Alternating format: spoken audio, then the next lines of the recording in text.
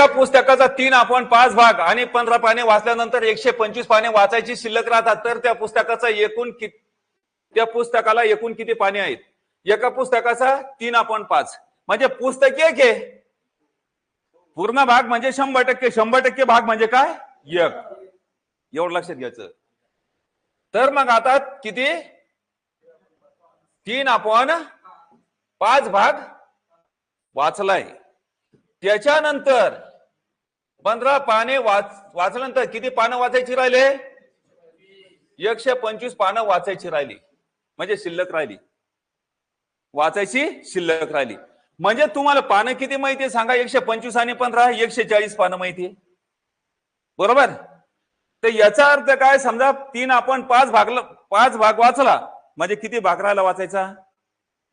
असं याचा अर्थ 5 5 मधून 3 गेले, किती राहिले सांगा? 2/5. यालाच काय करायचं माहिती का? 2/5 भाग वाचायचा शिल्लक राहिलाय. तर 2/5 लाच काय करायचं? खालची संख्या वर, वरची संख्या खाली. 2/5 ला काय करायचं? खालची संख्या वर, वरची संख्या खाली. म्हणून 5 वर 2 खाली आणि गुणीला किती करायचे? 140. बे 1 बे, बे 7 14. हा शून्य उचलायचा जसा तसा लिहायचा.